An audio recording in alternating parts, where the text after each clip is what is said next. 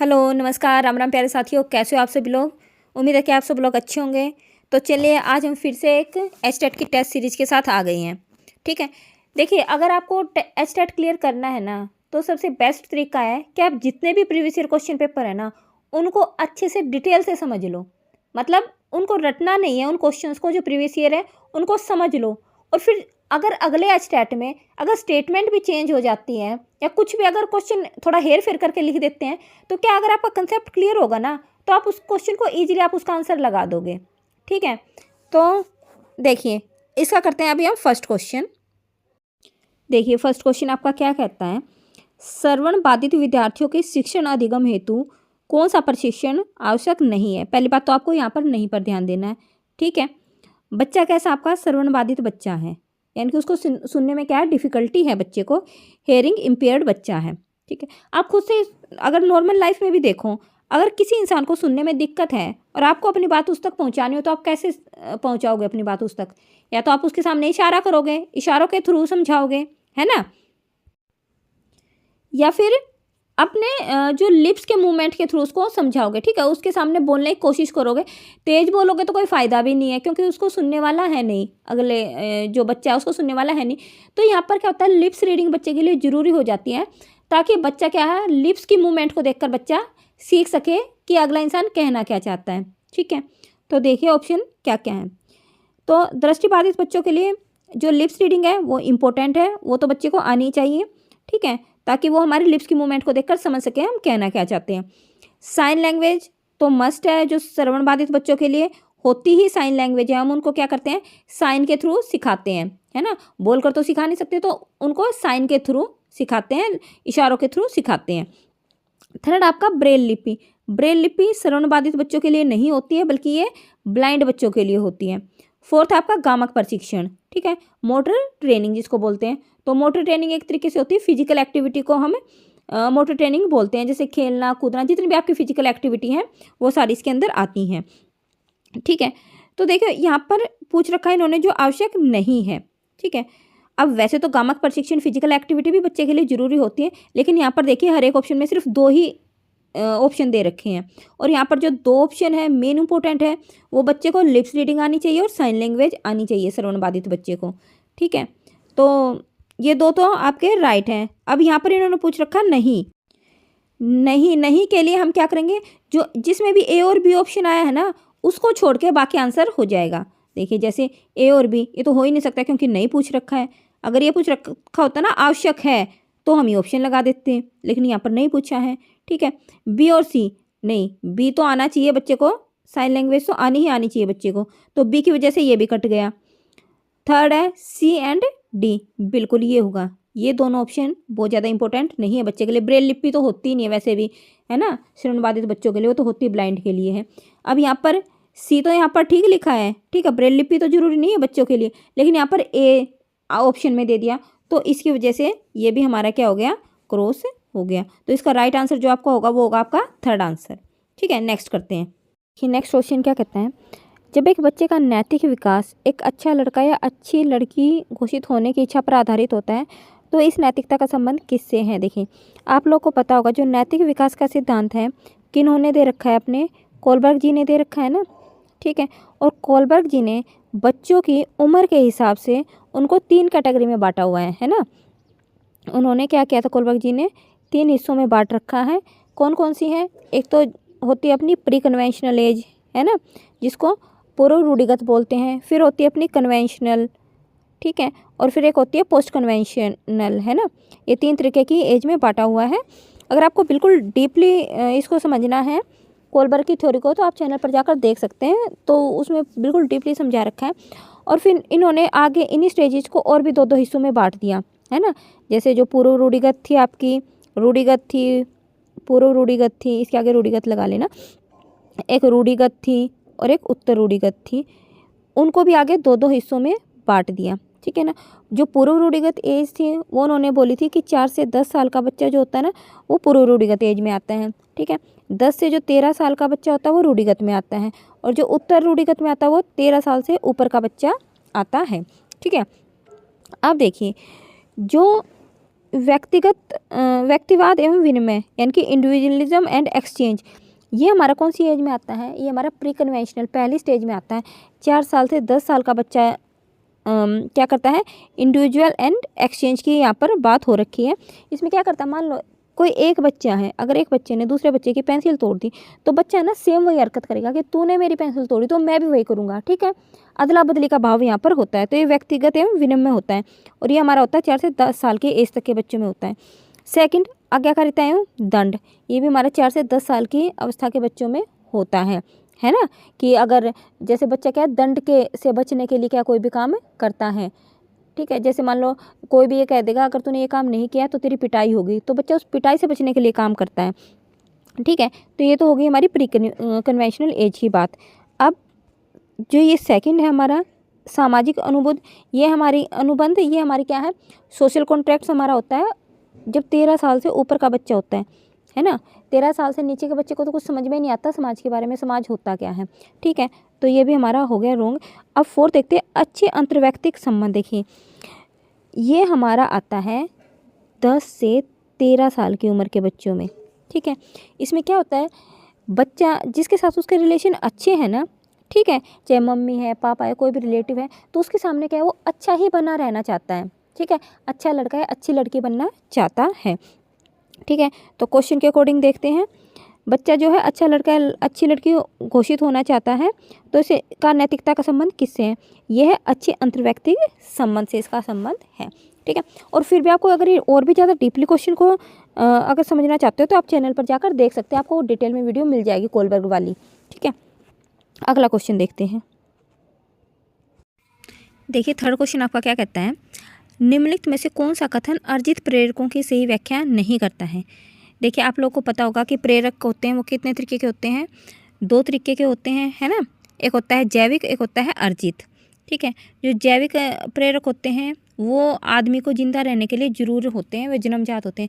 जैसे भूख है, नींद है, ठीक है, ये सारी चीज़ें क्या हैं, जन्मजात होती हैं, तो इनको हम बोलते हैं जैविक प्रेरक। अच्छा कुछ ऐसी चीज़ें हैं जो इंसान को जरूर नहीं है कि जिंदा रहने के लिए उनकी आवश्यकता नहीं होती, लेकिन फिर भी क्या है इंसान उन चीज़ों को चाहता है। जैसे आप खुद से देख ले, आपको नौकरी चाहते हो आप लोग, ठीक है, या कोई भी इंसान है कोई अच्छी पोजीशन चाहता है, पैसा चाहता है, तो वे सारे क्या होते हैं, अर्जित प्रेरक होते हैं, ठीक है। तो देखिए यहाँ पर लिखा हुआ है कि निम्नलिखित में से बताना कि कौन सा अर्जित प्रेरक की व्याख्या नहीं करता, नहीं आपका ऑप्शन आ गया, ठीक है। तो देखते हैं, पहला है वे जन्मजात नहीं होते हैं। देखो ये बात तो ठीक है कि जो अर्जित प्रेरक हैं वो जन्मजात नहीं होते हैं, ठीक है, वो वातावरण में आकर हम अर्जित करते हैं।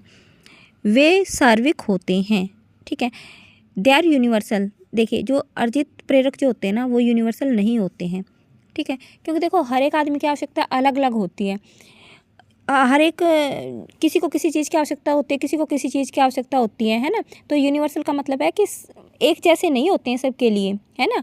तो ये बात रोंग है, दे आर नॉट यूनिवर्सल, ठीक है। थर्ड देखते हैं, वे जीवित रहने के लिए आवश्यक नहीं होते हैं। बिल्कुल, देखो अगर हम ये अर्जित प्रेरक नहीं भी गेन करें तो भी हम जिंदा रह सकते हैं, ठीक है।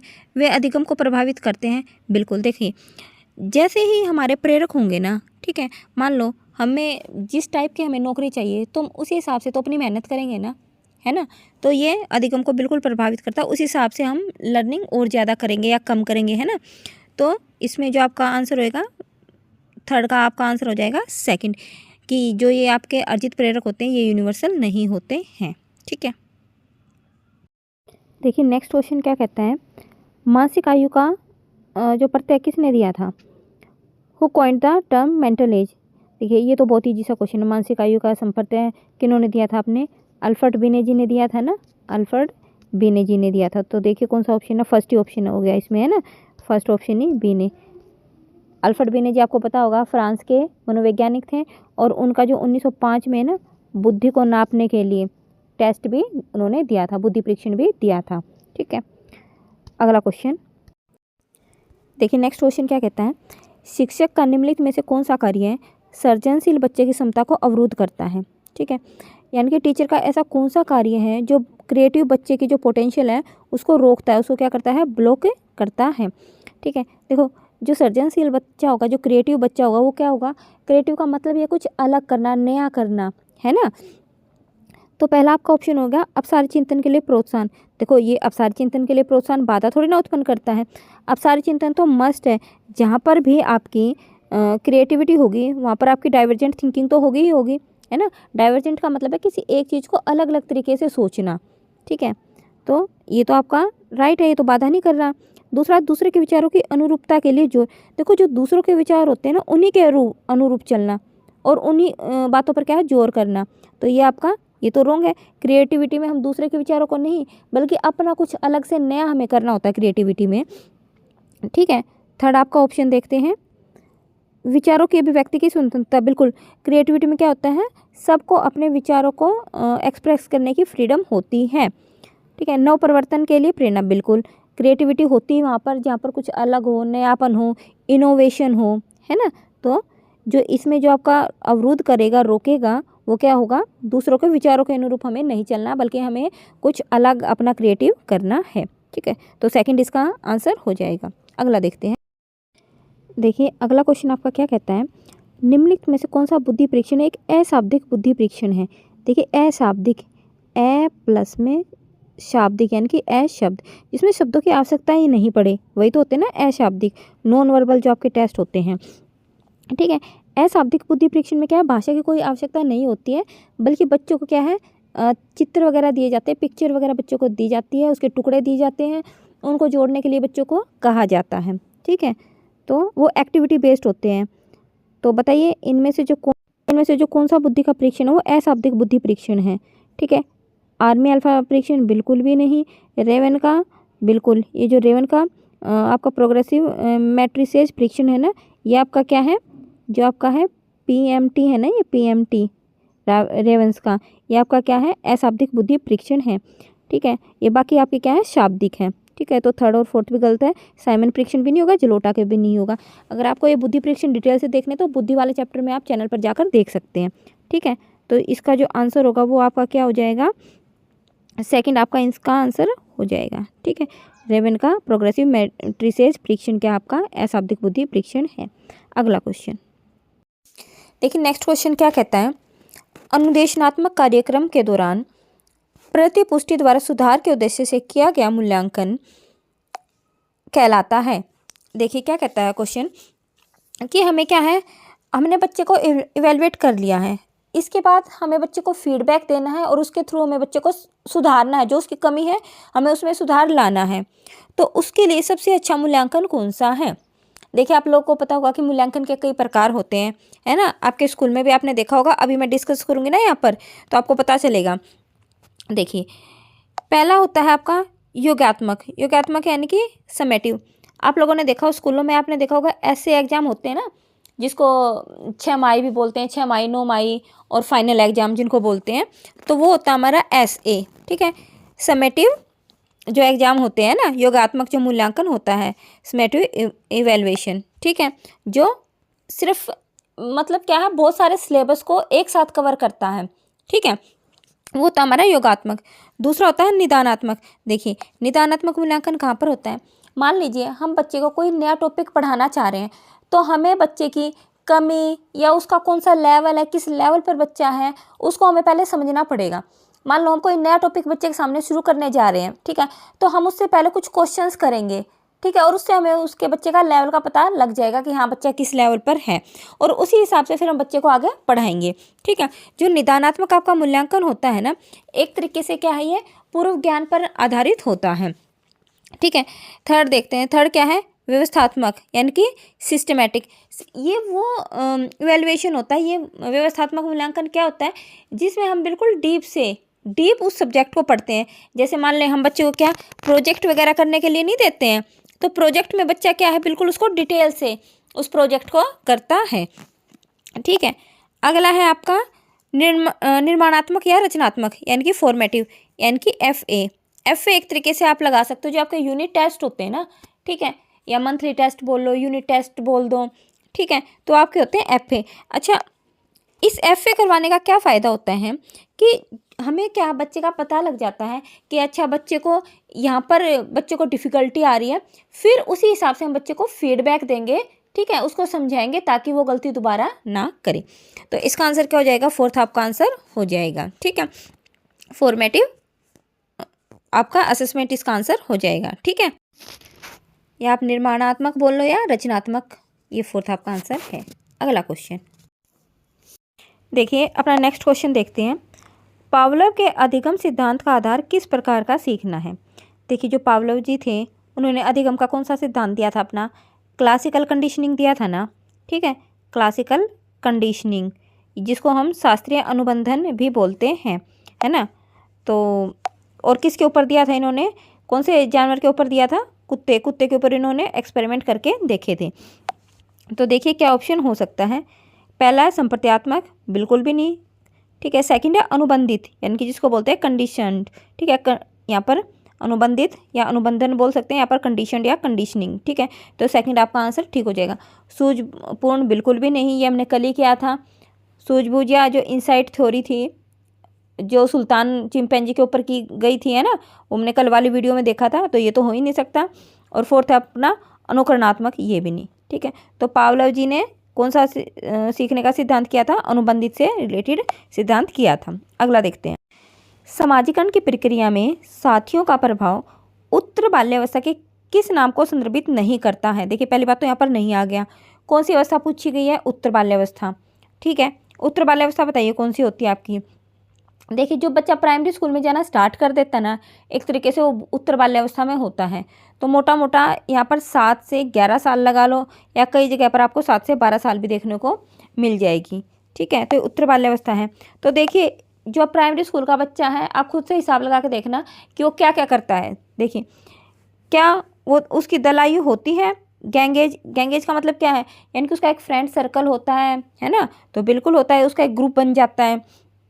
अनुरूपता की आयु, अनुरूपता की आयु क्या होती है कि जैसा बच्चे को बोला जाता है वैसा ही करता है बच्चा, है ना। जैसे मान लो टीचर बोलते हैं या मम्मी पापा जो बोलते हैं वैसा ही करने की कोशिश करता है, उसी के अनुरूप करने की कोशिश करता है। ठीक है, और जैसे जैसे बच्चा उत्तर बाल्यावस्था को क्रॉस करता है तो बच्चा क्या है, एक तरीके से विद्रोही हो जाता है ना। और वो क्या है, मम्मी पापा की वगैरह की या फिर टीचर्स वगैरह से क्या है, अपोजिट हो जाता है, विद्रोह करना स्टार्ट कर देता है। लेकिन यहाँ पर बात हो रही है उत्तर बाल्यावस्था की, तो बिल्कुल उत्तर बाल्यावस्था क्या है, अनुरूपता की आयु है, एज ऑफ कन्फर्मिटी। ठीक है, थर्ड अपना देखते हैं खेल आयु, बिल्कुल प्लेज भी होती है अपनी उत्तर बाल्यावस्था। फोर्थ आपका संक्रमण आयु, नहीं, संक्रमण आयु नहीं होती है। ठीक है, तो यहाँ पर नहीं ही आंसर पूछा गया है, क्वेश्चन में ही नहीं पूछा गया, तो आपका आंसर आ जाएगा फोर्थ। अगला क्वेश्चन देखिए, नेक्स्ट क्वेश्चन क्या कहता है, निम्नलिखित में से कौन सा कारक व्यक्तिगत भिन्नताओं को प्रभावित करने वाले वंशानुगत कारकों से सम्मिलित नहीं है। ठीक है, ये आपके पास 4 ऑप्शन है और इनमें से ये बताना कि कौन सा हमारा वंशानुगत कारक से नहीं आया है। ठीक है, हमारे हेरिडिटी से नहीं आया है। ठीक है, तो पहला देखिए शारीरिक संरचना। शारीरिक संरचना हमारी क्या होती है, एक तरीके से वंशानुगत होती है, काफ़ी हद तक वंशानुगत होती है। अगर किसी के मम्मी पापा की हाइट अगर अच्छी है तो ये चांसेस ज़्यादा होते हैं कि बच्चे की भी हाइट अच्छी होगी। ठीक है, बुद्धि भी हमारी क्या होती है, वंशानुगत होती है। ठीक है, अभिक्षमता यानी कि एप्टीट्यूड। एप्टीट्यूड क्या होता है, एक तरीके से टैलेंट आप बोल सकते हो, स्किल। जैसे कई बच्चों में अलग अलग तरीके का टैलेंट होता है ना, तो उसको बोलते हैं एप्टीट्यूड। जैसे कईयों में डांस का टैलेंट होता है, कईयों में सिंगिंग का, अलग अलग तरीके का जो वो होता है ना एप्टीट्यूड, सब में अलग अलग टैलेंट होता है, अलग अलग स्किल होती है। ठीक है, तो ये भी जन्मजात हो सकता है काफ़ी हद तक, है ना।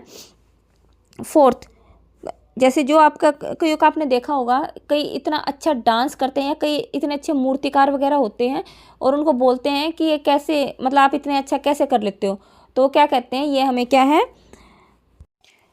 तो उधर क्या जवाब मिलता है कि ये टैलेंट इसमें क्या है, गॉड गिफ्टेड है, ऐसे बोलते हैं ना। तो गॉड गिफ्टेड का मतलब क्या है, ये जन्म से ही है, वंशानुगत ही, एक तरीके से वंशानुगत ही है। फोर्थ देखते हैं अभिवर्ती। देखिए, अभिवर्ती यानी कि एटीट्यूड, अगर मैं इसको बिल्कुल अपनी सामान्य भाषा में बोलूँ, ठीक है, नॉर्मल भाषा में बोलूँ, तो अभिवर्ती एटीट्यूड का मतलब होता है नज़रिया। ठीक है, किसी भी चीज़ को देखने का जो नज़रिया होता है, और नज़रिया 2 तरीके का होता है, या तो सकारात्मक होगा या नकारात्मक होगा। किसी भी चीज़ को हम या तो पॉजिटिव वे में देखेंगे या नेगेटिव वे में देखेंगे। सपोज करो कोई लेडी है, अगर उसने शॉर्ट कपड़े पहन रखे हैं या जीन्स वगैरह पहन रखी है, तो अगर आप फ़ॉरेन में देखोगे तो उधर क्या लेंगे, इसको पॉजिटिव वे में लेंगे। लेकिन ऐसे एरिया में जहाँ पर उस तरीके का कल्चर नहीं है, उस तरीके के कपड़े नहीं पहने जाते, तो उसको किस में लेंगे, ये नेगेटिव वे में लेंगे। ठीक है, तो इसको क्या बोलते हैं, नज़रिया बोलते हैं। और ये नज़रिया या इसको बोल दो अभिवर्ती या एटीट्यूड कहाँ से आया है, हमारे वातावरण से आया है। जैसे वातावरण में कोई भी इंसान रहता है उसका एटीट्यूड वैसा ही हो जाता है, उसका एटीट्यूड चीज़ों को देखने का वैसा ही हो जाता है। ठीक है, तो अभिवर्ती क्या हमारा वातावरण से आया है, ना कि वंशानुगत आया है। ठीक है, अगला क्वेश्चन देखिए। नेक्स्ट क्वेश्चन आपका क्या कहता है, थॉर्नडाइक के बिल्ली पर सीखने के प्रयोग में एक विशिष्ट व्यवहार सीखने के लिए किस प्रकार के अभिप्रेरक का उपयोग करता है। देखिए, अभिप्रेरक अभी थोड़ी देर पहले भी एक क्वेश्चन आया था। ठीक है, अभिप्रेरक दो तरीके के हैं, एक तो होता है अपना जैविक, एक होता है कृत्रिम। देखिए, जैविक अभिप्रेरक कौन से होते हैं, जिनके बिना हम नहीं रह सकते। हम भूख है, हमें भूख लगी है तो हम भूख में मर जाएंगे, हमें खाने की जरूरत पड़ेगी। ठीक है, भूख हो गई आपकी, प्यास हो गई, नींद हो गई, कामुकता हो गई, ये सारे आपके कौन से अभिप्रेरक में आएंगे, जैविक में आएंगे, जिसके बिना जीना संभव नहीं है। और कृत्रिम, जैसे मान लीजिए आपको अच्छी पेशेवर नौकरी की जरूरत है, ठीक है, जिसके बिना काम चल सकता है कृत्रिम, लेकिन हमें प्रतिष्ठा प्राप्त करने के लिए हम वो काम करते हैं या किसी मकसद से हम वो कार्य करते हैं, तो वो हमारे होते हैं कृत्रिम अभिप्रेरक। ठीक है, तो अब आते हैं अपने क्वेश्चन पर। ठीक है, थॉर्नडाइक ने बिल्ली पर प्रयोग किया था, आप लोग को पता हो, लर्निंग थ्योरी उन्होंने दी थी, बहुत इंपॉर्टेंट ये थॉर्नडाइक की थ्योरी थी। ठीक है, उन्होंने क्या किया था, एक बिल्ली को एक पिंजरे के अंदर रोक दिया था, है ना, ऐसे, और क्या किया था, उसके बाहर एक मांस का टुकड़ा रख दिया था पिंजरे के बाहर, और जो पिंजरे के ना दरवाजे के यहाँ पर एक बटन लगा दिया था। अब बिल्ली को लगी थी भूख, बिल्ली को बिल्कुल भूखा छोड़ दिया था इसके अंदर। जब बिल्ली को भूख लगी तो उसको बाहर मांस का टुकड़ा दिख रहा था, लेकिन अब दिक्कत ये थी कि दरवाज़ा नहीं खुल रहा था। तो बिल्ली ने क्या, उछलना कूदना शुरू कर दिया, इधर उधर कूदती गई बिल्ली। तो बिल्ली का एट लास्ट पैर पड़ गया इसके ऊपर, बटन के ऊपर। ठीक है, तो वो दरवाज़ा खुल गया और बिल्ली ने बाहर आकर क्या है, खाना खा लिया, मांस का टुकड़ा खा लिया। ठीक है, ऐसे ही एक्सपेरिमेंट कई दिन तक चलता रहा। बिल्ली को भूखा छोड़ते हैं, ठीक है, बाहर मांस का टुकड़ा रखते, बिल्ली उछल कूद करती। एट लास्ट बिल्ली को ये समझ में आ गया कि हाँ, इस वाले बटन के ऊपर पैर रखने से दरवाज़ा खुल जाता है। ठीक है, तो ये तो थी थॉर्नडाइक की मोटी मोटी सी थ्योरी। ठीक है, डिटेल में तो आपको चैनल पर मिल जाएगी। ठीक है, थॉर्नडाइक, अब वो कहते हैं वहाँ पर अभिप्रेरक कौन सा यूज हुआ था, अभी बताओ। वहाँ पर बिल्ली क्या थी, भूखी थी, है ना, और जो भूख है, मैंने अभी बताया, जो भूख है आपकी, वो कौन सा अभिप्रेरक होता है, जैविक अभिप्रेरक होता है ना, तो इसका फर्स्ट ही ऑप्शन ठीक हो जाएगा। ठीक है, बाकी सारे रोंग। तो अगला क्वेश्चन, तो क्वेश्चन को ऐसे ना समझ के करना है आप लोगों को ना। देखिए नेक्स्ट क्वेश्चन, निम्नलिखित में से कौन सी उत्तर बाल्यावस्था के बच्चों की उपयुक्त सामाजिक व्यवहारिक विशेषता नहीं है।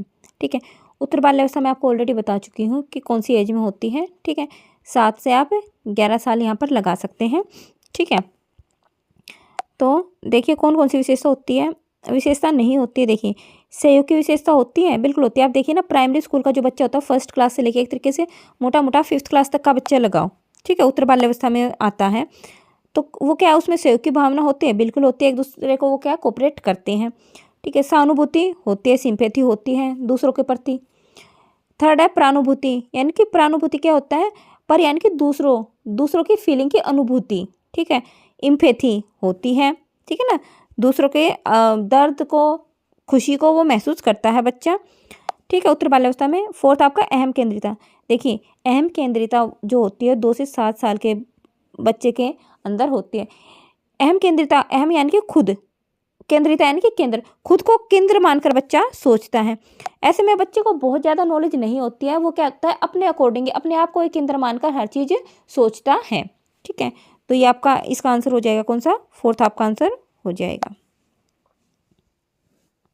अगला देखिए नेक्स्ट क्वेश्चन, विकास की प्रक्रिया प्रारंभ होती है, बहुत ईजी क्वेश्चन है। ठीक है, विकास का मतलब क्या होता है, जब किसी बच्चे के शारीरिक, मानसिक, संवेगात्मक हर चीज़ में जो विकास होता है उसको हम बोलते हैं विकास। ठीक है, तो कब स्टार्ट हो जाता है बच्चे का, बच्चा जब माँ के गर्भ में होता है तभी से उसका विकास स्टार्ट हो जाता है। ठीक है ना, और मृत्यु तक विकास चलता रहता है। ठीक है, तो देखिए कौन सा ऑप्शन है, फर्स्ट है गर्भाधान से परिपक्वता तक, बिल्कुल भी नहीं। ठीक है, जन्म से परिपक्वता तक बिल्कुल भी नहीं। देखो जन्म से तो स्टार्ट, गर्भाधान से तो स्टार्ट होता है पहले ऑप्शन में, लेकिन परिपक्वता मैच्योरिटी आने के बाद बंद थोड़ी होता है विकास, फिर भी चलता ही रहता है विकास तो। ठीक है, थर्ड आपका गर्भाधान से मृत्यु तक बिल्कुल, जब से बच्चा गर्भ में आता है और मृत्यु तक उसका विकास होता रहता है। ठीक है, फोर्थ है जन्म से मृत्यु तक नहीं।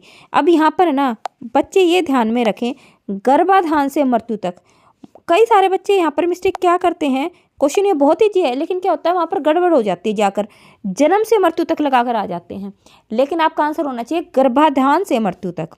ठीक है, अगला क्वेश्चन देखिए, अगला क्वेश्चन भी बहुत ईजी है।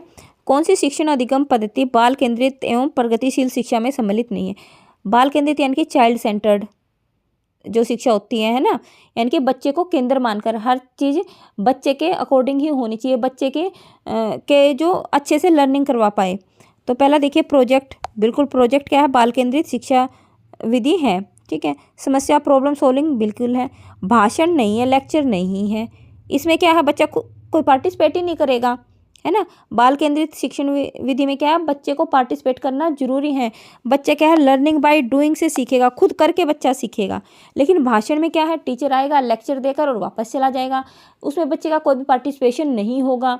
ठीक है, तो ये आपका थर्ड आपका आंसर हो जाएगा, ये चाइल्ड सेंटर नहीं है लेक्चर। ठीक है, बल्कि एक तरीके से क्या है टीचर सेंटर्ड है ये, है ना। तो इसका आंसर हो जाएगा आपका थर्ड। अगला क्वेश्चन देखिए, अगला क्वेश्चन क्या कहता है, निम्नलिखित में से कौन सा एक बाह्य अभिप्रेरक नहीं है? ठीक है, कौन सा एक्सट्रिंसिक मोटिव नहीं है? फर्स्ट आपका अनुमोदन, अप्रूवल। देखिए अगर आपको किसी चीज़ का अप्रूवल मिलता है तो वो क्या होता है, एक तरीके के बाह्य अभिप्रेरक होता है ना। सत्ता, अगर आपको सत्ता पावर प्राप्त करनी है किसी चीज़ की, ठीक है, ये भी क्या हो गया एक तरीके से बाह्य अभिप्रेरक हैं ये सारे। उपलब्धि, कोई चीज़ आपको अचीवमेंट करनी है, अचीव करनी है कोई चीज़, तो ये भी क्या हो गया उपलब्धि और अचीवमेंट भी क्या है बाह्य आपके अभिप्रेरक हैं। लेकिन विश्राम, विश्राम देखिए, विश्राम आपके शरीर की आवश्यकता है, ये बाह्य कारक नहीं बल्कि कौन सा कारक है, आंतरिक कारक है ना। चाहे कोई इंसान कितना भी कार्य कर ले लेकिन एक टाइम के बाद उसको रेस्ट की ज़रूरत होती ही होती है, तो ये क्या हमारा आंतरिक कारक है। तो फोर्थ आपका आंसर हो जाएगा। अगला देखिए नेक्स्ट क्वेश्चन क्या कहता है, विभिन्न आवश्यकताओं वाले विद्यार्थियों की समावेशी कक्षा के लिए। देखिए समावेशी कक्षा आपको पता ही होगा कौन सी कक्षा होती है, जिसमें हर बच्चे को, चाहे वो कैसा भी बच्चा हो, पढ़ने में अच्छा बच्चा हो, बुरा बच्चा हो, चाहे वो फिजिकली एक तरीके से हैंडीकैप हो या कुछ भी, अगर किसी बच्चे में कैसी भी कोई प्रॉब्लम है, उसको बिना किसी भेदभाव के कक्षा में सम्मिलित करना, ही हमारी कौन सी कक्षा होती है, समावेशी कक्षा होती है। ठीक है, तो बताइए एक ऐसी कक्षा जिसमें अलग अलग आवश्यकता वाले बच्चे हैं, ठीक है, उन सबको हमें क्या करना है, अच्छे से पढ़ाना है। तो बताइए कौन सी शिक्षण अधिगम की जो व्यू रचनाएं हैं वो इम्पोर्टेंट होंगी, हमें कैसी कैसी जो हमें लर्निंग वो टेक्निक अपनानी पड़ेंगी। ठीक है, कौन कौन सी हमें पद्धति अपनानी पड़ेंगी। तो पहला आपका बहुसंवेदी शिक्षण, बिल्कुल देखिए, क्योंकि बच्चे क्या है अलग अलग टाइप के बच्चे आए हैं, अलग अलग आवश्यकता के बच्चे आए हैं, सेम आवश्यकता के बच्चे नहीं हैं, तो उनके लिए हमें क्या है बहुसंवेदी शिक्षण ही तो चाहिए। ठीक है, मल्टी सेंसरी टीचिंग ही तो चाहिए, एक तरीके की टीचिंग थोड़ी दे सकते हैं हम, हर एक बच्चे को उसकी आवश्यकता के अनुसार तो हम शिक्षा देंगे। दूसरा आपका सहयोगी अधिगम, बिल्कुल कोऑपरेटिव लर्निंग होनी चाहिए, है ना। थर्ड आपका साथी शिक्षण, बच्चे क्या अपने सहपाठी से भी सीख सकते हैं, पीयर ट्यूटोरिंग होनी चाहिए। फोर्थ आपका दल शिक्षण, यानी कि हम बच्चे का एक ग्रुप भी बना सकते हैं, 4-5 बच्चों का हम ग्रुप बना के भी उनको सिखा सकते हैं। ठीक है, तो टीम टीचिंग भी हो सकती है। तो देखिए चारों ऑप्शन आपके ठीक है, तो देखिए कौन सा ऑप्शन होगा, ये फोर्थ आपका आंसर बिल्कुल ठीक हो जाएगा। अगला देखिए प्रतिभाशाली विद्यार्थियों के लिए निम्नलिखित में से कौन सी शैक्षिक व्यवस्था की जानी चाहिए। देखिए बच्चा क्या है, which of the following education arrangement should be made for talented students हैं। देखिए टैलेंटेड स्टूडेंट्स के लिए हमें कौन सी शिक्षा देनी चाहिए, हमें एक्सेलरेटेड एजुकेशन देनी चाहिए। त्वरण, देखिए इसका मतलब क्या होता है, त्वरण का मतलब ही होता है तेज गति से। एक बात बताइए, अगर किसी बच्चे ने, मान लो कोई भी बच्चा है वो 5th क्लास में है या 6th क्लास में है, उसने 5th क्लास का अपना काम कर लिया, लेकिन अगर हम वही चीज़ उस बच्चे को बार बार सेम ही चीज़ रिपीट करवाएंगे जो बच्चे को आ चुकी है, तो बच्चा क्या हो जाएगा, बोर हो जाएगा। ठीक है, तो हमें उससे थोड़ा सा ऊपर लेवल का बच्चे को देना पड़ेगा, जिससे बच्चा क्या है बोर ना हो। है ना। तो इसी को हम क्या बोलते हैं, एक तरीके से त्वरण बोलते हैं। प्रतिभाशाली बच्चों के लिए कौन सी शैक्षिक व्यवस्था की जानी चाहिए, त्वरण। इसका आंसर हो जाएगा एक्सीलरेशन, इसका आंसर हो जाएगा। ठीक है, रेमेडिकल टीचिंग नहीं, उपचारात्मक शिक्षण नहीं। ठीक है, ये तो कमजोरियों को पता लगाना होता है उपचारात्मक शिक्षण में। तो वाचन अभ्यास, ठीक है, रीडिंग प्रैक्टिस क्या करवाएंगे, रीडिंग प्रैक्टिस से क्या होगा बच्चे का, वाक उपचार, स्पीच थेरेपी, उनको बोलने में थोड़ी ना कोई दिक्कत है बच्चों को। तो यहाँ पर क्या आंसर हो जाएगा आपका, एक्सीलरेशन। ठीक है, अगला क्वेश्चन देखिए, अगला क्वेश्चन क्या कहता है, वाइगोत्स्की के अनुसार वह भाषण जो स्वयं की ओर निर्देशित करता है। देखिए, वाइगोत्स्की की बहुत इंपॉर्टेंट थ्योरी है, मैंने चैनल पर समझा रखी बिल्कुल डिटेल से। आप वाइगोत्स्की का सामाजिक सांस्कृतिक सिद्धांत चैनल पर जाकर देख सकते हैं। ठीक है, इसमें से हर बार क्वेश्चन पूछे गए हैं। तो अब देखिए क्वेश्चन पर आते हैं अपने पे ना। देखिए, जो निजी भाषा होती है ना, जो स्वयं बच्चा अपने आप को गाइडेंस करने के लिए जो सी भाषा का प्रयोग करता है ना, वो आती है अपनी 3 से लेकर 7 साल की उम्र में आती है। और 3 से जो 7 साल की उम्र की जो भाषा होती है ना, उसको हमारे वाइगोत्स्की जी ने बोला है निजी भाषा। ठीक है, अब निजी भाषा होती क्या है, निजी भाषा का अर्थ है, देखिए, अगर आप ना छोटे से बच्चे को, जो 3 साल से लेकर 7 साल का अगर बच्चा है, आप उसको ना प्लस करने के लिए भी दे दो, ऐसे बोल दो कि 3 + 5 करके दिखाओ बेटा कितना होगा।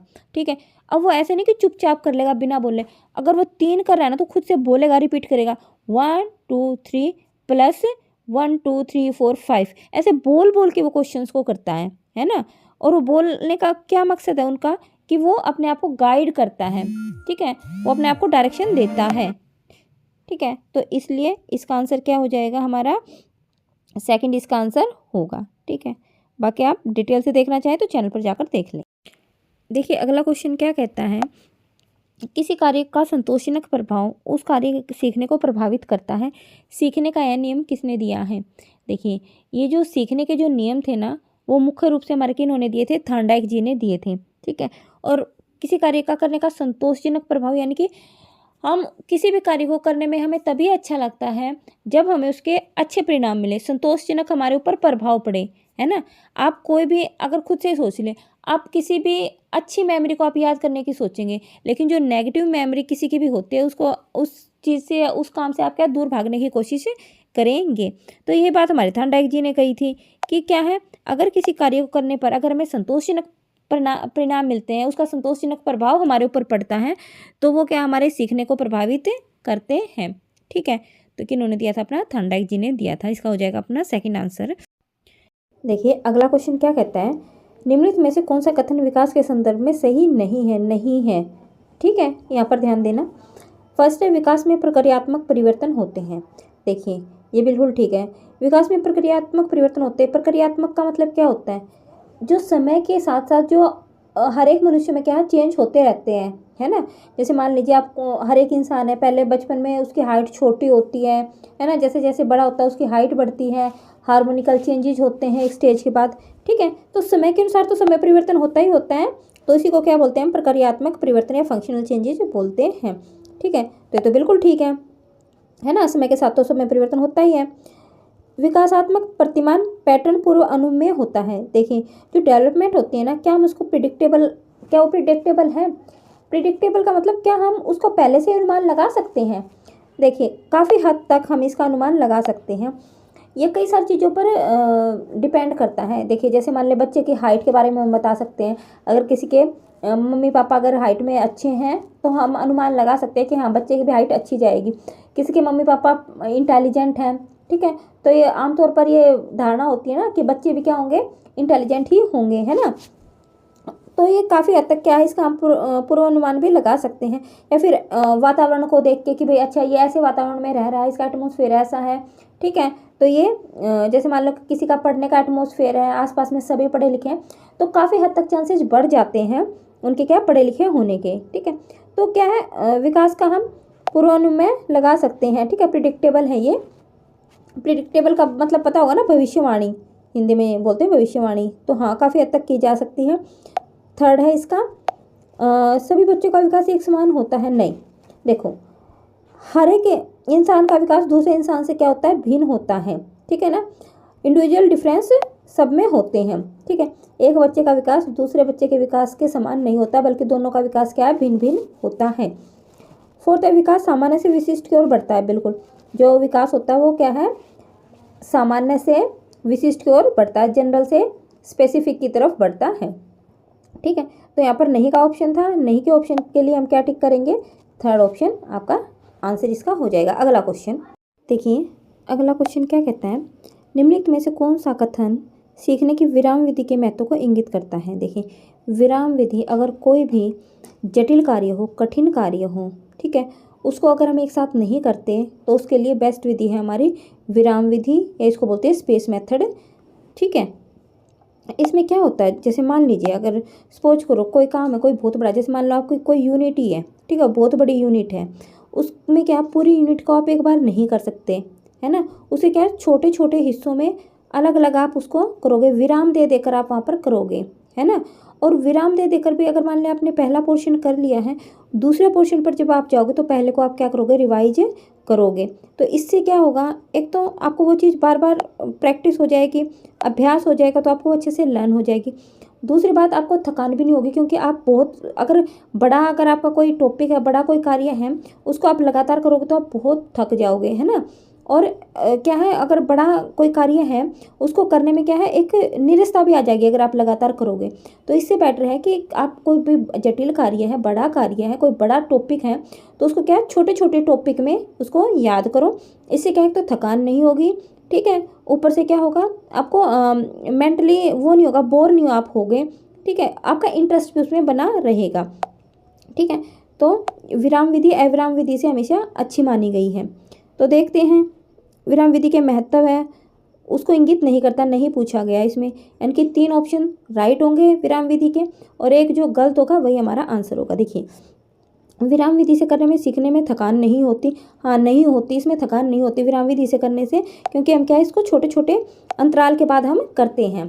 ठीक है, सेकंड है, स्मृति चिन्ह समेकित नहीं होते। देखिए, ये रॉन्ग है। ठीक है, memory trace is not consolidate. Consolidate का मतलब क्या होता है, इकट्ठा होना। ठीक है, क्या इसमें जो स्मृति में जो चिन्ह है वो इकट्ठे ही नहीं हो पाते, नहीं, ये तो गलत बात है, बल्कि विराम विधि से कोई भी टॉपिक अच्छे से ज़्यादा क्लियर होता है, सीखने में अभिरुचि भी नहीं रहती, बिल्कुल। ठीक है, थोड़े थोड़े टाइम के बाद हम अलग अलग करते हैं और पिछले टॉपिक को रिवाइज करते रहते हैं, तो एक इंटरेस्ट बना रहता है। मानसिक उपता नहीं होती है, बिल्कुल, इसमें बोर नहीं होते हैं। ठीक है, क्योंकि इसमें बीच में हम रेस्ट ले लेते हैं, गैप ले लेते हैं। ठीक है, तो जो इसका आंसर होगा वो क्या होगा, अपना सेकंड, जो आपका ये वाला सेकंड है। ठीक है, ये देखिए, अपना नेक्स्ट क्वेश्चन क्या कहता है, निम्नलिखित में से कौन सा निबंधात्मक प्रकार के प्रश्नों का एक रूप नहीं है। ठीक है, निबंधात्मक प्रश्न आपको पता होंगे, जो ऐसे टाइप बड़े क्वेश्चंस आते हैं ना, ज़्यादा मार्क्स के आते हैं, या तो 5 या 10 मार्क्स के बड़े जो क्वेश्चंस होते हैं ना, तो उनको बोलते हैं ना ऐसे टाइप क्वेश्चंस। तो देखिए, उनका एक रूप कौन सा नहीं है। पहला वर्णात्मक, वर्णात्मक तो होता है ना, डिस्क्राइब करना पड़ता है हमें पूरा क्वेश्चंस को। सेकंड है विश्लेषणात्मक, यानी एनालिटिकल, बिल्कुल, लॉजिकल क्वेश्चन भी इसमें आ जाते हैं। विश्लेषणात्मक यानी कि एक तरीके से लॉजिकल क्वेश्चन, है ना, तो वो भी लॉजिकल क्वेश्चन में भी हमें पूरा ही लिखना पड़ता है। थर्ड देखते हैं, प्रत्याभिज्ञानात्मक, यानी कि रिकॉग्निशन। देखिए, जो रिकॉग्निशन क्वेश्चन होते हैं वो कैसे होते हैं, या तो आपके ट्रू फॉल्स की फॉर्म में मिलेंगे, ठीक है, या फिर जैसे मैचिंग वाले क्वेश्चंस होते हैं, है ना, या फिर ऑप्शनल टाइप कि हाँ भाई ये क्वेश्चन दे दिया और आपको कई सारे ऑप्शन दे दिए, उसमें से एक पे टिक करो। तो रिकॉग्निशन का मतलब ये होता है ना, पहचानने वाले क्वेश्चन कि पहचानो इनको। ठीक है, तो ये ऐसे टाइप क्वेश्चन थोड़ी हुए, ये तो क्या हुए, ये वाला आपका जो थर्ड ऑप्शन है ये हमारा क्या है, ऐसे टाइप क्वेश्चन नहीं है, है ना। फोर्थ देखिए, क्रिटिकल, क्रिटिकल जो क्वेश्चन होते हैं, आलोचनात्मक क्वेश्चन, उनमें भी हमें पूरा लिखना ही पड़ता है, पूरे ऐसे टाइप के क्वेश्चन होते हैं। तो इसमें जो आपका आंसर होगा वो क्या होगा, थर्ड आपका आंसर हो जाएगा, रिकॉग्निशन, यानी कि प्रत्याभिज्ञानात्मक आपका आंसर हो जाएगा। अगला देखिए, अगला क्वेश्चन देखते हैं, किस अधिगम निर्योग्यता में निम्नलिखित हस्तक्षेप कार्यक्रम सुझाए गए हैं। ठीक है, हमें कुछ 2 पॉइंट्स दे रखे हैं, ये वाले 2 पॉइंट, ठीक है, और हमें इन्हें देख के बताना है कि ये कौन सी लर्निंग डिसेबिलिटी के लिए सुझाए गए हैं। ठीक है, 2 हमें पॉइंट्स बताए गए हैं। ठीक है, तो देखते हैं कौन कौन से पॉइंट है। पहला है भाषाई समझ के लिए प्रयास, और सेकंड है वर्तनी सुधार के लिए अभ्यास। देखिए, आप लोगों को वर्तनी सुधार किन बच्चों का करवाना है, जिन बच्चों को क्या है, वर्तनी में दिक्कत हो, है ना। भाषाई समझ के लिए प्रयास आप उन बच्चों के लिए करोगे ना जिनको लैंग्वेज सीखने में दिक्कत है, और ये दोनों ही जो विकार होते हैं एक किन बच्चों में होते हैं, जो डिसलेक्सिया से बच्चे ग्रसित होते हैं, है ना, डिसलेक्सिया से ग्रसित बच्चे जो होते हैं। देखिए ये डायरेक्ट क्वेश्चन आ गया है। एक बार क्वेश्चन ऐसे आया था कि एक बच्चा है वो वाच को क्या है, सा पढ़ता है, ठीक है, और न्यूक्लियर को क्या है, न्यूक्लियर को अनक्लियर पढ़ता है, ठीक है। तो बताओ वो कौन सी लर्निंग डिसेबिलिटी से ग्रसित है, ठीक है, अनक्लियर पढ़ता है। तो ऐसे में बच्चा क्या है, जो ये शब्द होते हैं ना, ये वाले जो अल्फ़ाबेट्स होते हैं या हिंदी में अक्षर जो होते हैं, उनको समझने में बच्चे को डिफ़िकल्टी होती है, ठीक है, और उनमें क्या है, स्पेलिंग मिस्टेक भी वो बहुत करता है बच्चा। तो ऐसा बच्चा कौन सी डिसेबिलिटी से ग्रसित होता है, डिसलेक्सिया से ग्रसित होता है, ठीक है। तो इसका आंसर आ जाएगा आपका फर्स्ट। देखिए जो डिस्ग्राफिया होता है ना, वो होता है हमारा लेखन संबंधी विकार, ठीक है। ये मैंने ट्रिक्स भी बता रखी है कि जैसे मान लो हम ऐसे ग्राफ बनाते हैं, ग्राफ के लिए हमें क्या लिखना पड़ता है ना, ऐसे बनाना पड़ता है, तो लेखन संबंधी ये याद करने की ट्रिक्स मैंने चैनल पर बता रखी है आप लोग को, ठीक है। कैलकुलिया गणित से संबंधी, कैलकुलिया यानी कि कैलकुलेशन हम किस में करते हैं, मैथ में करते हैं, तो ये हमारी क्या होती है, गणितीय संबंधी ट्रिक्स बता रही हूँ मैं आप लोगों को ना, कि कैसे आप लोग इसको याद कर सकते हैं। वीडियो चैनल पर आपको मिल जाएगी इससे रिलेटेड ना, तो हर साल इसमें से जरूर आता है क्वेश्चन। देखिए नेक्स्ट क्वेश्चन आपका क्या कहता है, निम्नलिखित में से कौन सा कथन अधिगम के संबंध में सही नहीं है, ठीक है। अधिगम के बारे में हमें बताना, लर्निंग के बारे में बताना है, ठीक है। ध्यान से देखना, इसको ध्यान से समझना। अधिगम अभ्यास द्वारा व्यवहार में परिवर्तन है, बिल्कुल। देखिए जैसे जैसे हम किसी चीज़ की प्रैक्टिस करते जाते हैं तो वो हमारे व्यवहार में क्या परिवर्तन होता जाता है, ठीक है। अधिगम से रिलेटेड है ना, मैं वीडियो चैनल पर डालूंगी इसको बिल्कुल डिटेल से। देखिए अधिगम से अगर हमारे व्यवहार में परिवर्तन हो रहा है तो इसका मतलब वहाँ पर अधिगम हुआ है। एक बात बताइए, जैसे कोई छोटा बच्चा है, मान लो आप गाय का छोटा बछड़ा है, वो धीरे धीरे क्या उसको चलना नहीं आता है, जैसे वो पैदा होता है वो बार बार उठता है गिरता है, लेकिन जैसे जैसे वो प्रैक्टिस करता है ना, धीरे धीरे उठता है गिरता है, वो चलने की प्रैक्टिस करता है, अभ्यास करता रहता है, तो उसको चलना आ जाता है ना आराम से, है ना। तो ये आपका हो गया अधिगम का फर्स्ट पॉइंट, ठीक है। सेकेंड पॉइंट, अधिगम अनुभवों के परिणाम स्वरूप होता है, बिल्कुल। लर्निंग हमारी एक्सपीरियंस के थ्रू होती है। जैसे मान लीजिए अगर कोई बच्चा है, एक जलती लो है, उसको हाथ लगा देता है और बच्चे का जल जाता है हाथ, तो दूसरी बार बच्चे को एक्सपीरियंस रहेगा कि मुझे उस लो को हाथ नहीं लगाना है, उस जलती हुई चीज़ को नहीं छूना है, क्योंकि उससे क्या है, हाथ जल जाता है, ठीक है। तो बिल्कुल जैसा एक्सपीरियंस रहता है उसके अनुसार हमारी लर्निंग होती है, ठीक है। और लर्निंग क्या होती है आप लोगों को पता होगा, लर्निंग हमारी जन्म से लेकर मृत्यु तक चलती रहती है, ठीक है। सिर्फ स्टडी को ही हम लर्निंग नहीं बोलते, वो डिटेल से आपको अलग से वीडियो मिलेगी। थर्ड देखिए, अधिगम व्यवहार में अपेक्षाकृत स्थायी परिवर्तन है। देखिए यहाँ पर एक है ना वर्ड लिखा गया, अपेक्षाकृत स्थायी परिवर्तन होते हैं। देखिए लर्निंग से अपेक्षाकृत का मतलब क्या है, देखिए एक जो हमारे व्यवहार में ऑटोमेटिक चेंज आते हैं वो ठीक है, ठीक है, लेकिन यहाँ पर कुछ ऐसे चेंजेस आते हैं जो कुछ बहुत थोड़े टाइम के लिए होते हैं। जैसे मान लीजिए कोई आदमी एक नॉर्मल है, वो शांत स्वभाव का है, जैसा भी उसका स्वभाव है वैसा रहेगा, लेकिन अगर वो थकान में है या वो बीमार हो जाए, या कोई आदमी है जो नशा कर ले, तो थोड़े टाइम के लिए, एक दिन के लिए, 2 दिन के लिए उसका व्यवहार बिल्कुल ही अलग हो जाता है ना। तो जो थोड़े टाइम का जो व्यवहार होता है, इसके लिए यहाँ पर अपेक्षाकृत स्थायी परिवर्तन इन्होंने यूज किया है ना। तो अधिगम व्यवहार में अपेक्षाकृत स्थायी परिवर्तन होते, तो थोड़े टाइम को हम काउंट नहीं करेंगे अधिगम में, वो क्या होने चाहिए, स्थायी ही परिवर्तन होने चाहिए। अस्थायी परिवर्तन नहीं, थोड़े टाइम के लिए नहीं, स्थायी परिवर्तन होने चाहिए, इसीलिए यहाँ पर अपेक्षाकृत रिलेटिवली वर्ड यूज किया गया है, ठीक है। तो ये तीनों ऑप्शन तो आपको अधिगम के बारे में ठीक है। फोर्थ देखते हैं, अधिगम परिपक्वता के कारण व्यवहार में परिवर्तन है। देखिए ये आपका आंसर क्या हो जाएगा, रॉन्ग हो जाएगा। देखिए जैसे हम थोड़े टाइम के लिए जो परिवर्तन होते हैं उसको लर्निंग में नहीं करते, वो लर्निंग की हम डेफिनेशन नहीं बताते, तो ऐसे ही अगर मैच्योरिटी के कारण किसी में कुछ चेंज हुआ है, मान लो जैसे कोई बच्चा छोटा है, वो बड़ा होगा, किशोरावस्था में जाएगा, तो ऑटोमेटिक उसके अंदर हार्मोनिकल चेंज होंगे, उसकी दाढ़ी मूछें उग जाएंगी, ठीक है, अपोजिट अट्रैक्शन होगा, ठीक है। या फिर कोई जैसे मुर्गी का बच्चा है, वो अंडे से बाहर निकलेगा, तो ये क्या एक नेचुरल फिनोमिनन है, तो इनको हम लर्निंग में नहीं लेते हैं, ठीक है। तो ये हमारी लर्निंग की डेफिनेशन है, परिभाषा ये वाले गलत हैं, ठीक है। जो हमारे परिपक्वता के कारण हमारे व्यवहार में परिवर्तन होते हैं वो अधिगम नहीं होती है। अगला देखिए अगला क्वेश्चन क्या कहता है, इजी सा क्वेश्चन है। एक बच्चा किसी पाठ को अपनी सुविधा के अनुसार कई भागों में बांटकर सीखता है, ठीक है, यानी कि उसके टुकड़े कर करके वो सीखता है बच्चा। यह सीखने की कौन सी विधि है? देखिए बच्चा क्या करता है, किसी भी चीज़ को टुकड़ों में तोड़ तोड़ के, यानी कि पार्ट में, हिस्सों में तोड़ तोड़ के सीखता है। तो इस विधि का नाम क्या है? पार्टी मेथड है इस विधि का नाम, ठीक है। तो देखिए फर्स्ट पूर्ण विधि नहीं है, पूर्ण में तो हम पूरा ही पढ़ते हैं। अविराम और विराम मैंने अभी थोड़ी देर पहले ही बताया था, क्वेश्चन में आया था। और ये थर्ड आपका है पार्ट मेथड, ये आपका तीसरा आंसर आपका राइट हो जाएगा। अगला देखिए नेक्स्ट क्वेश्चन, बहुत इजी क्वेश्चन है। समीपस्थ विकास का क्षेत्र यह संप्रदाय किस मनोवैज्ञानिक द्वारा प्रस्तुत किया गया? समीपस्थ विकास का क्षेत्र यानी कि ZPD है ना, जोन ऑफ प्रॉक्सिमल डेवलपमेंट। बताइए ये कौन से मनोवैज्ञानिक ने दिया था? तो ये हमारे किन्होंने दिया था? वाइगोस्की जी ने दिया था, है ना। वाइगोस्की जी ने दी थी ना, सामाजिक सांस्कृतिक सिद्धांत इन्होंने दिया था। और उन्होंने क्या बोला था कि मान लो एक बच्चा इस लेवल पर है, एक्चुअल लेवल ये है बच्चे का, है ना, एक्चुअल डेवलपमेंट ये है, लेकिन उसमें एनर्जी इतनी है कि वो यहाँ तक जा सकता है, इस लेवल तक जा रहा है, जा सकता है। कैसे जा सकता है? अगर उसको किसी का सहारा मिल जाए, स्कैफोल्डिंग, कोई गाइड करने वाला मिल जाए, है ना, तो इस लेवल से लेके यहाँ तक बच्चा जा सकता है, यहाँ तक। तो जो बीच का जो एरिया था, इसको इन्होंने क्या बोला था? ZPD बोला था, है ना। आप ये वीडियो चैनल पर जाकर जरूर देख लेना, हर साल क्वेश्चन ऐसे ही रिपीट होते जा रहे हैं, ठीक है। तो इसका आंसर हो जाएगा सेकंड। अगला क्वेश्चन देखते हैं। गैने के अधिगम प्रतिमान के अनुसार किसी संप्रदाय अधिगम के पूर्व किस प्रकार के अधिगम की आवश्यकता नहीं होती है? ठीक है, तो देखिए गैने जी का भी जो है, गैने जी ने किस पर अपना सिद्धांत दिया था? अपना अधिगम से रिलेटेड सिद्धांत दिया था ना। और उन्होंने अधिगम के कितने 8 प्रकार बताए थे, है ना। तो वो 8 प्रकार, इनमें से बताओ कौन सा नहीं है एक? तो इस जो चेन लर्निंग है, श्रृंखला अधिगम, ये भी इन्होंने बताया था।